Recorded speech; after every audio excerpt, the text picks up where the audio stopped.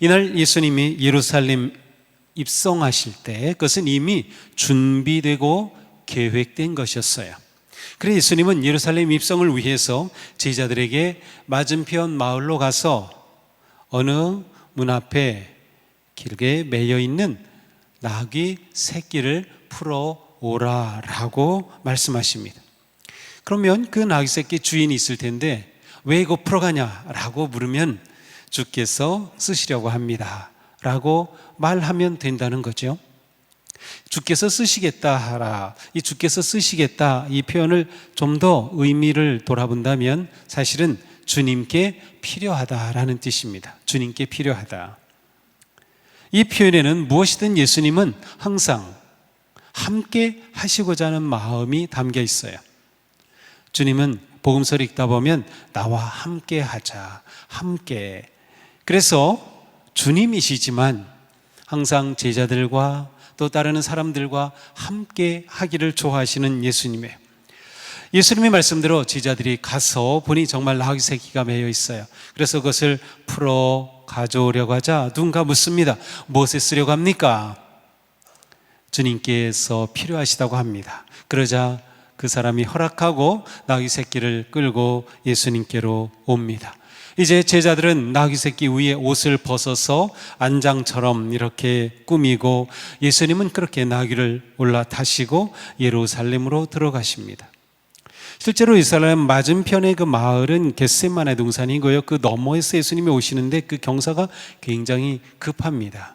그러니까 예수님이 나귀 새끼를 타고 오시는 그 모습을 상상해 보면은 굉장히 기우뚱거리는 그러한 모습일 가능성이 크죠. 어떤 사람들은 길가에 자기 옷을 펼쳐놓기도 하고 나뭇가지를 깔기도 하고 또 흔들고 소리질러 외칩니다. 호산나 찬송하리로다. 주님의 이름으로 오시는 이여 복되도다. 다가오는 우리 조상 다윗의 나라여 가장 높은 곳에서 호산나. 외쳐보고 싶지 않으세요? 저는 이렇게 설교 준비하면서 나도 이렇게 외쳐봐야겠는데 그래서 막 집에서 소리 질렀는데 같이 한번 외쳐보겠어요. 시작. 호산나 찬송하리로다. 주의 이름으로 오시는 이여 복되도다. 다가오는 우리 조상 다윗의 나라여 높은 곳에 호산나. 그렇습니다. 막 사람들이 환호했어요. 물론 하는 사람들이 우리가 지금 이렇게 읽으니 이 문장을 전체를 다 한 건 아니고 어떤 사람들은 호산나 하고 또 어떤 사람들은 다윗의 자손 막 하면서 여러 사람들이 그렇게 외쳤다고 하는 것이죠. 여기서 중요한 단어가 있는데 호산나라고 하는 단어와 다윗의 나라라고 하는 단어입니다. 호산나라는 표현은 복음서에서 바로 예루살렘 입성하시는 이때 나오는 단어입니다. 그런데 구약 성경 118편에 보면 시편 118편에 보면 히브리어로 호시아나라고 하는 이 단어가 나옵니다. 이 뜻은 우리를 구원하소서라는 뜻이에요. 우리를 구원하소서. 그러니까 사람들이 외친 것은 우리를 구원해 주세요, 우리 구해 주세요 라고 하는 그러한 외침이었던 것이죠.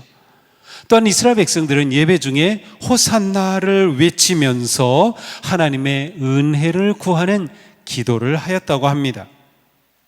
또한 이 호산나라고 하는 표현은 그 당시 유대인들이 가지고 있었던 종말론적인 희망과 연관되어 있습니다. 호산나는 이스라엘이 회복되고 다윗의 통치가 회복되는 그 열망을 표현하는 외침이었어요. 그러니까 사람들이 호산나를 외친 것은 이제 이스라엘이 회복이 되고 다윗의 통치가 회복이 된다고 하는 기대를 외친 것이죠. 여기에는 그들의 열망이 담겨 있었어요. 그래서 호산나와 함께 다윗의 나라라고 하는 그런 표현을 사용한 것이죠. 이처럼 예수님은 다윗의 자손으로 이스라엘의 왕으로 예루살렘으로 입성하셨습니다. 예수님의 복음 사역 전체를 본다고 하면 예수님의 복음 사역은 갈릴리 지역을 중심으로 이루어졌어요. 여기에 센터가 있어서 좀 더 북쪽으로도 가고 요단 동쪽으로도 가기도 하고 베레아 지역도 가고 왔다 갔다 하시면 항상 가버나움, 갈릴리로 돌아오셨어요. 그러나 이제 마지막 예수님은 남쪽으로 내려오셔서 예루살렘으로 들어가셔요. 마태, 마가, 누가복음에서 예수님이 예루살렘으로 들어오시는 것은 맨 마지막 한 번입니다.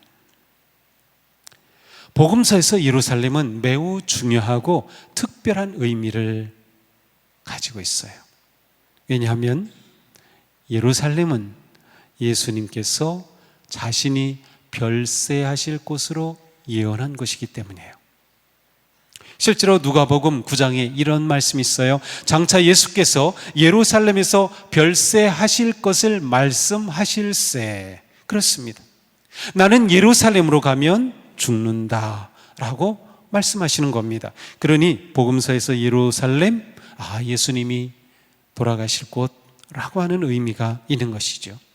그러므로 예수님의 이 예루살렘 입성은 예수님의 죽음과 직접 연결되어 있는 순간입니다.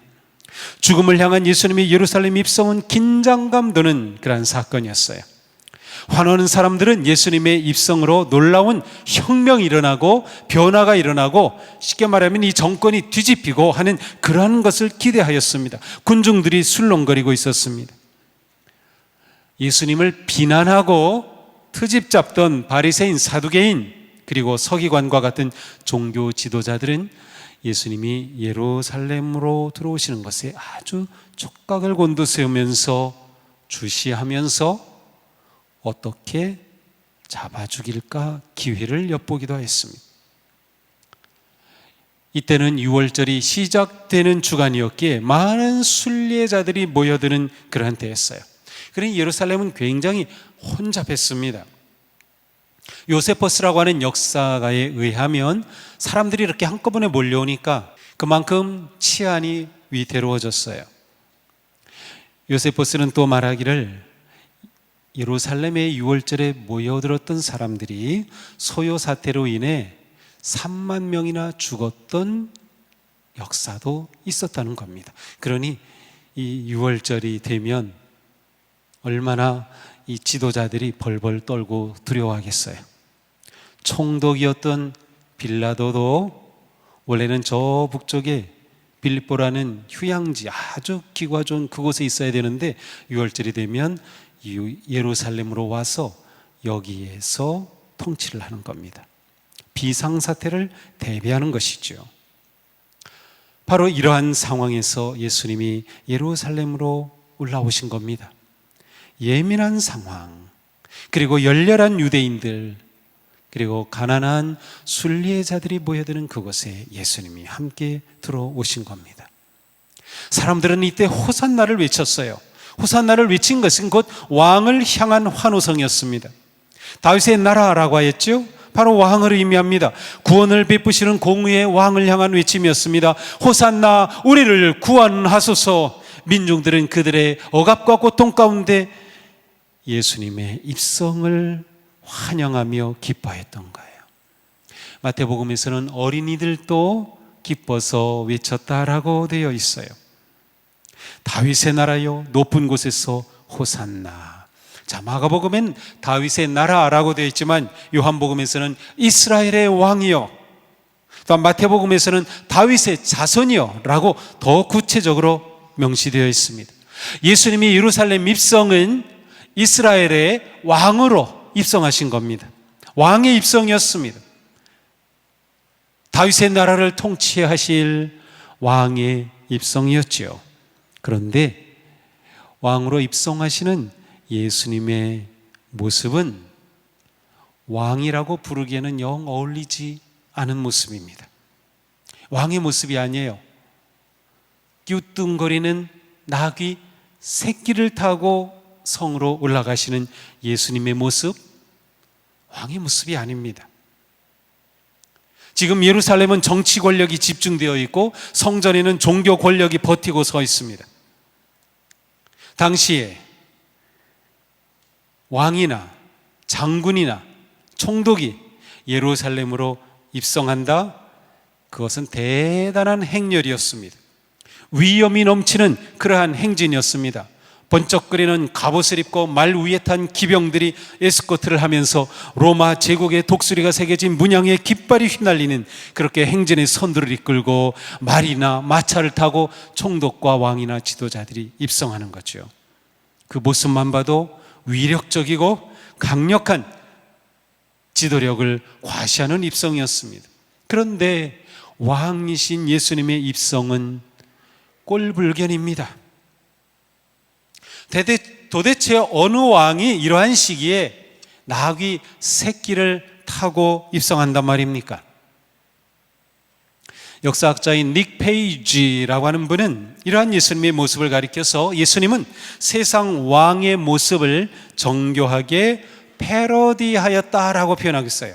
세상 왕의 모습을 패러디하였다. 다시 말하면 세상 나라의 그런 권력과 힘과 정반대되는 대조적인 모습으로 하나님 나라의 왕의 모습을 패러디하는 거예요. 보여주는 거예요.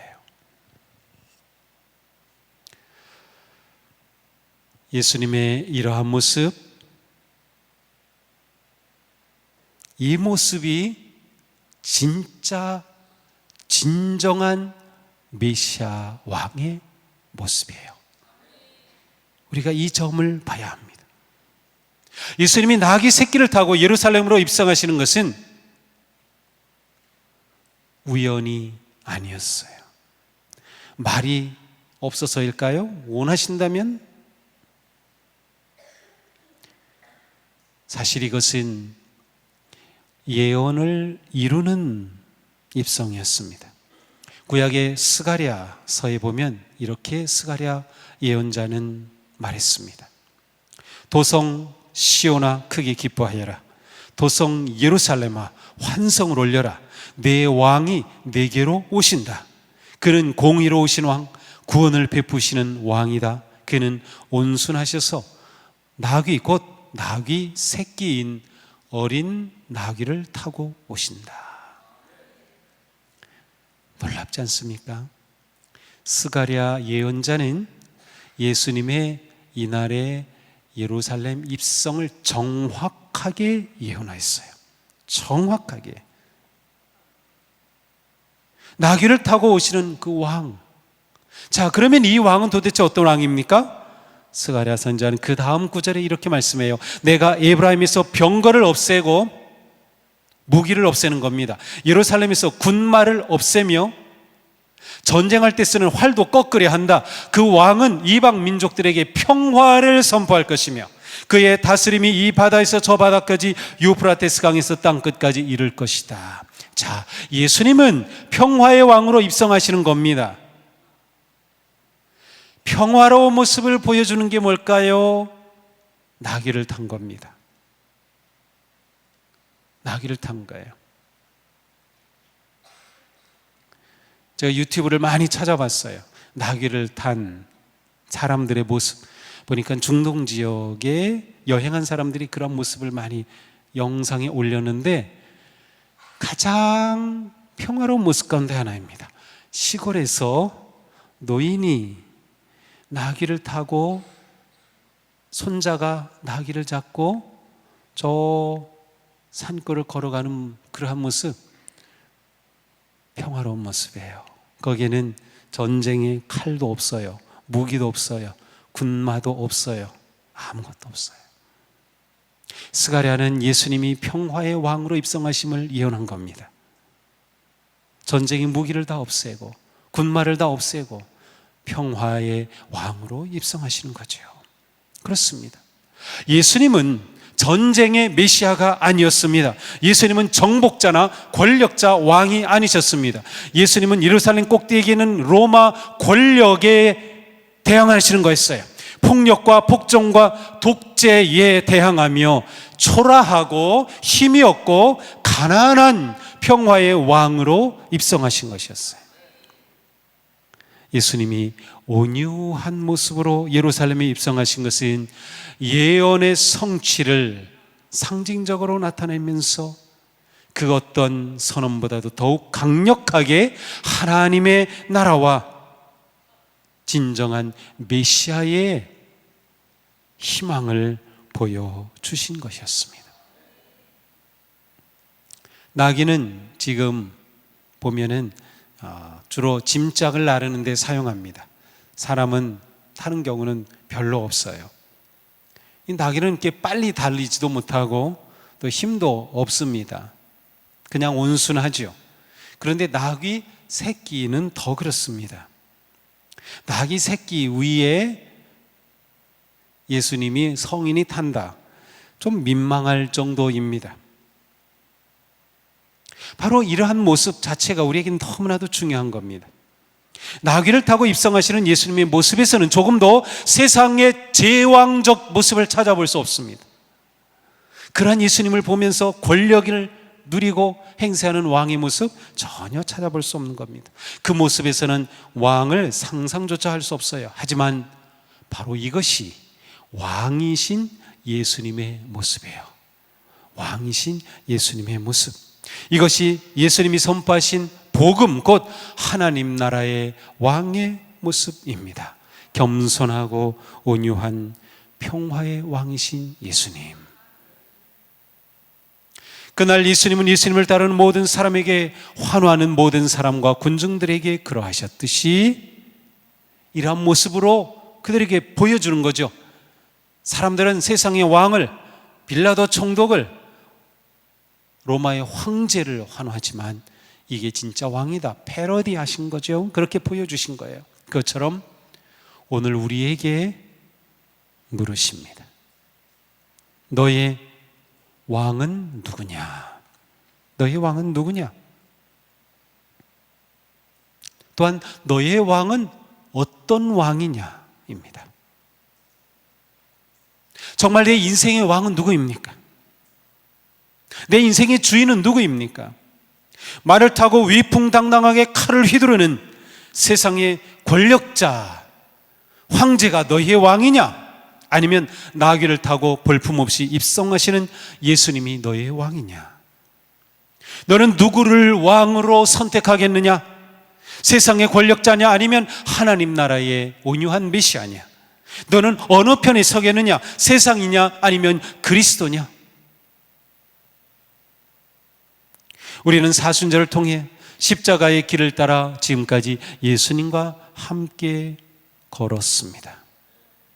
기억나시나요? 공생애를 시작하시면서 세례를 받으시고 시험을 받으신 후 회개하라, 천국이 가까이 왔다라고 선포하신 그 예수님의 모습, 놀라운 기적과 능력을 행하신 예수님의 모습, 순환당하실 것을 계속 예고하신 예수님의 모습, 성전뜰에서 채찍을 휘두르시며 성전을 개혁하신 예수님의 모습, 광야의 구리뱀처럼 십자가에 달리실 것을 예고하신 모습, 한 알의 밀알이 땅에 떨어져 죽어 많은 열매를 맺듯 십자가의 죽음으로 구원과 영생의 열매를 맺으실 것을 선포하신 예수님, 그리고 마침내 십자가가 기다리는 예루살렘으로 입성하시는 예수님과 함께 우리는 사순절의 마지막 여정을 걷고 있습니다.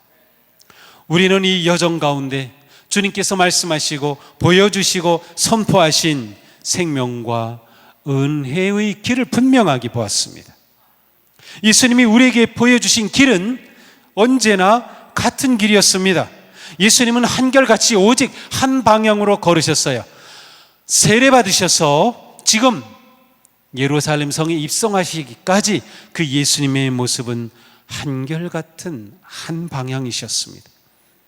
비천한 말구유에서 태어나 마침내 십자가의 죽음에까지 이르는 그 길, 예수님은 점점 낮은 길을 걸으셨습니다. 사도 바울은 예수님의 길을 이렇게 정리했습니다. 여러분 안에 이 마음을 품으십시오. 그것은 곧 그리스도 예수의 마음입니다. 그는 하나님의 모습을 지니셨으나 하나님과 동등함을 당연하게 생각하지 않으시고 오히려 자기를 비워 종의 모습을 취하시고 사람과 같이 되셨습니다. 그는 사람의 모양으로 나타나셔서 자기를 낮추시고 죽기까지 순종하셨으니 그 십자가에 죽기까지 하셨습니다. 예수님은 점점 낮아지는 길을 걸으심으로 아버지께 순종하시며 십자가와 사랑의 길을 걸으셨습니다. 그러므로 지금 우리에게 물으십니다. 너의 왕은 누구냐? 십자가를 지는 나를 진정 너의 왕으로 인정하고 받아들이겠느냐? 나귀를 탄 나를 너의 왕으로 믿고 따르겠느냐? 바로 이것이 왕의 길이다. 낮아지는 길, 겸손의 길, 온유의 길, 십자가로 오르는 길. 이 길을 너도 걷겠느냐? 그렇게 너는 나와 끝까지 함께 하겠느냐? 사랑하는 성도 여러분, 나귀를 타신 예수님을 나의 진정한 구세주 왕으로 믿으십니까? 아멘. 그렇다면 그 왕의 길을 따르시겠습니까? 예수님은 오직 한 가지 목적을 위해 오셨습니다. 인자가 온 것은 잃어버린 자를 찾아 구원하려 함이니라. 바로 이 사명을 위해 십자가의 길을 걸으셨습니다. 예수님은 처음부터 마지막까지 이 목적을 향하여 길을 걸으셨습니다. 예수님은 그리스도로서의 사명을 단 한 번도 놓치신 적이 없습니다. 그리고 그 사명의 끝에는 십자가가 서 있음도 아셨습니다. 예수님은 그 사명을 이루시려고 예루살렘으로 오르신 것입니다. 이 시간 우리는 나의 왕은 누구이며 나는 그 왕의 길을 따르는가를 진정으로 물어봐야 합니다. 예수님을 따르는 그 길, 우리의 사명의 길입니다. 우리는 진정으로 예수 그리스도 그분을 나의 왕으로 모시며 왕의 길을 걷고 있습니까? 세상이 아닌 주님을 왕으로 따르고 있습니까?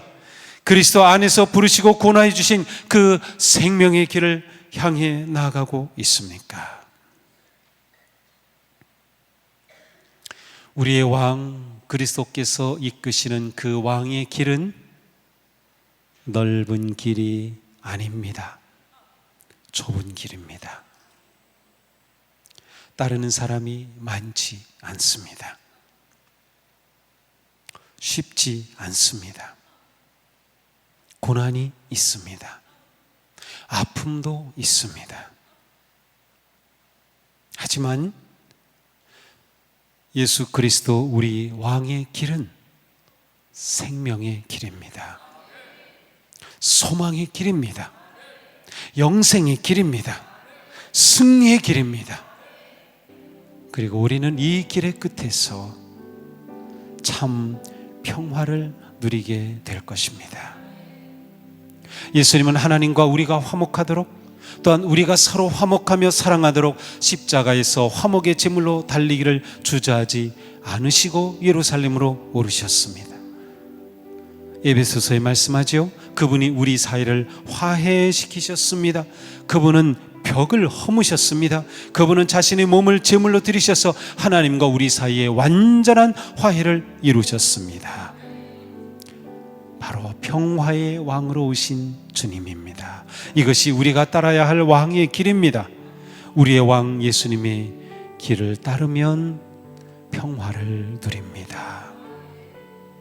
왕의 길을 따르는 우리는 종려나무 가지를 흔들고 호산나 찬양을 부르는 것으로 끝나는 것이 아니라 진정한 용서와 화해의 삶을 살아 평화의 나라, 하나님의 나라를 이 땅에 세우고 누려야 하는 것입니다. 우리 모두 겸손하게 나귀를 타신 우리의 왕 주님의 그 은혜와 사랑에 감사하며 호산나를 크게 외쳐 부릅시다. 예수님의 은혜와 사랑으로 생명을 얻은 우리는 주님을 높이고 우리의 왕 되심에 감사하며 오직 그분께 찬양과 경배를 드립시다. 평화의 왕 그분을 따라 우리도 이 땅에서 평화를 이루는 평화의 사도가 되기를 축복합니다. 호산나 우리 주님 구원하소서. 주님은 우리의 왕이십니다. 호산나 영광 받으소서. 아멘, 아멘.